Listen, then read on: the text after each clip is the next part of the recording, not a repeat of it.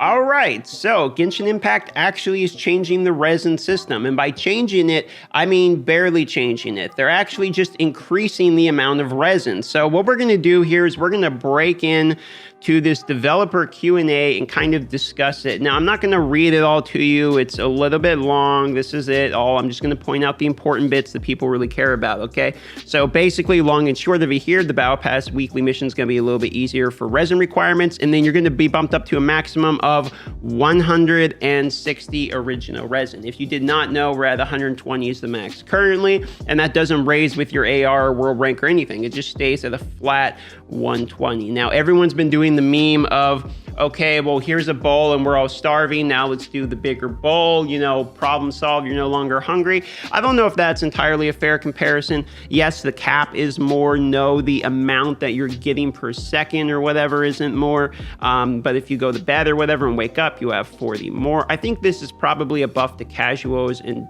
doesn't really help the avid daily player. I know if you're a daily player and you play and then go to bed and then, you know, you wake up and on your lunch break or whatever you play, a lot of times your resin isn't really full anyway. So does this actually affect the people who it needs to affect, aka the grinders? No, it does not. So I would not expect this to really change anything when it comes to the resin system, okay?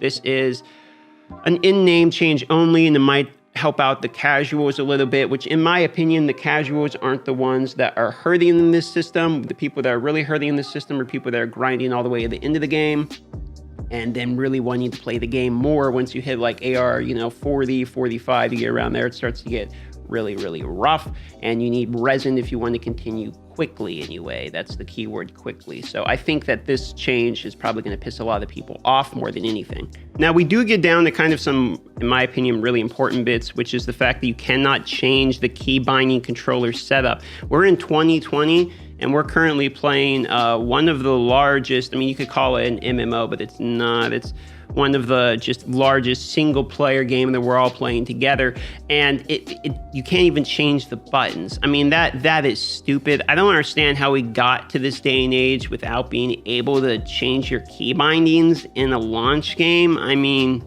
this is something that like college students out of the gate, whenever they make like their first animated visual basic game, like they probably have key binding. So I don't know how we got to this point. It maybe has something to do with the cross platform. I'm not going to pretend to understand, but we need that, okay? On top of the key bindings, we also need the controller setup support for mobile. If you guys don't know, I have played this on a normal, like the normal iPad. I've played it on the iPad Pro 12.9 inch, and obviously I've played it on my phone. And I'm going to tell you right now, as somebody who has done it, it is trash on mobile. It does not feel good to play on mobile, especially on the iPad. It actually hurts your thumbs trying to get it over the side. And for that reason, you need controller support with this stuff on mobile minimum.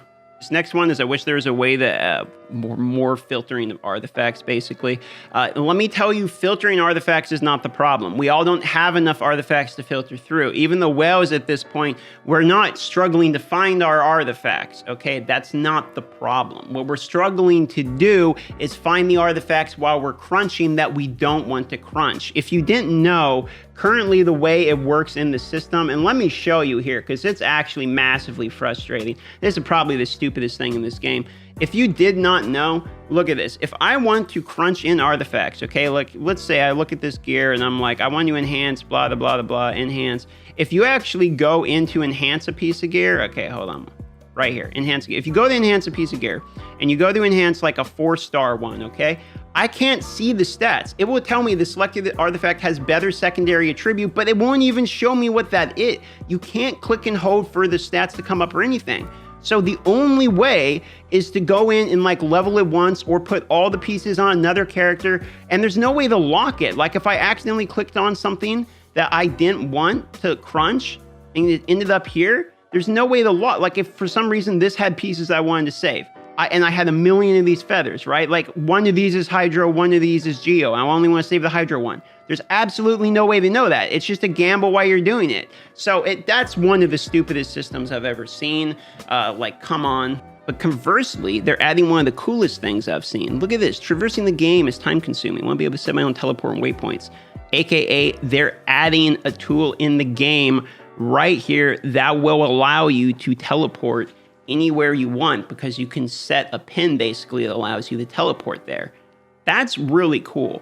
I didn't expect that, especially since there's areas in the map that are really, really good to farm, but it's hard to get there. So I kind of thought they were like balancing that on purpose. It seems to me that that's like a massive buff to farming. And here, just to rub salt in the open wound, they say it's hard to find which artifacts are equipped to which people, but they don't mention anything about like the stats or crunching. So we just get bodied on this here. They acknowledge an annoying thing, but miss the important one. And then here, this part's actually really cool. So they're kind of explaining the way shields work, and I'm not gonna read all of this, okay? But shields basically work this way. If you have 3 shields, 1 of each element, okay, let's say water, fire, electricity, okay? Now, if you're dealing electricity damage, let's say 100 electricity damage, and then, you know, you're going 100, 100, 100. It applies to all 3 shields. However, shields are immune to certain things as well as have resistances. So if you're hitting electro damage and electro shield, it's immune to that. So what happens is the 100's applied to all. However, the electro one's immune. So the 100 is applied to the fire and the water. Okay. And then any modifiers or anything like that has to happen, like damage reduction, etc., happens. And then it's calculated out. So they do this, and the reason they do this is so, 1, shields aren't stackable, meaning you don't go through the first shield and then the second one and then the third one. Your health is not a linear pool that gets added on with more shields, and then you just chew through one at a time. They do that so shields aren't OP. On top of it, they also said they do it so that way you don't have to collect more shield characters in order to get to in-game. Like, they don't balance it around that, basically, because if they did balance it around that, then we would all be forced into playing a certain comp in order to survive the in-game damage. And they said they didn't want to do that. So I actually kind of like this response. I think this makes sense. I'm perfectly fine with shields not stacking. I actually have played a lot of games, both Gacha and MMO, where shields do stack, and it can become a very, very annoying mechanic very quickly. And then what happens is there's a counter meta of like dispelling. So if shields become strong, it opens up the door for power creep from other mechanics, and I really like just the simple damage applies to everything at the same time. It's these kind of fundamental mechanics in the game I think are very important, and they also said they had to do this due to the way the elemental system is, and if you're dealing elemental damage, the elemental damage needs to calculate on all of the elements independently in order for it to work. That makes sense to me. All in all, the dev Q&A to me makes a lot of sense.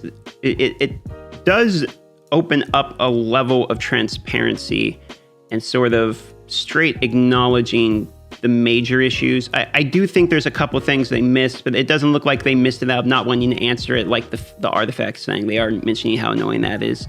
And the ones like changing your key bindings, controller setup, like they're acknowledging the real major issues they're having. And the very first one talking about resin. So I like to see this. As you guys know, my opinion has always been that resin does not ruin Genshin Impact, because Genshin Impact is not really designed, in my personal opinion, to be like a super, super in-game grindy game.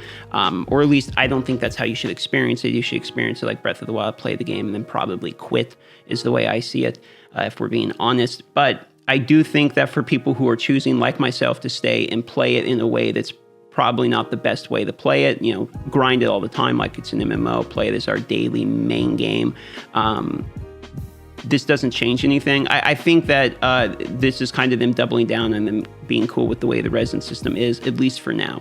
I don't really see just increasing the bowl size, as everyone's saying, actually doing anything when it's not increasing the income amount. The bowl is never going to be overfilling, which is effectively what the people want at this point. So that's my opinion on this. I do like this Q&A. I think it did mention a lot of very important things. I think the fact that we can teleport anywhere where we want now is going to be really a huge buff in terms of saving us time. And I love that. personally. That's really nice. So I definitely can see that being abusable, like placing teleports on top of mountains to be able to fly anywhere, stuff like that. So I'm sure somebody's going to come up with some great videos of that type of stuff. Make sure to like, comment, subscribe, because I only ask you to do it at the end. That way, in case you made it all the way to the end, you actually might like me. I appreciate you all, and have a great day. I'll see you on the next Genshin Impact video.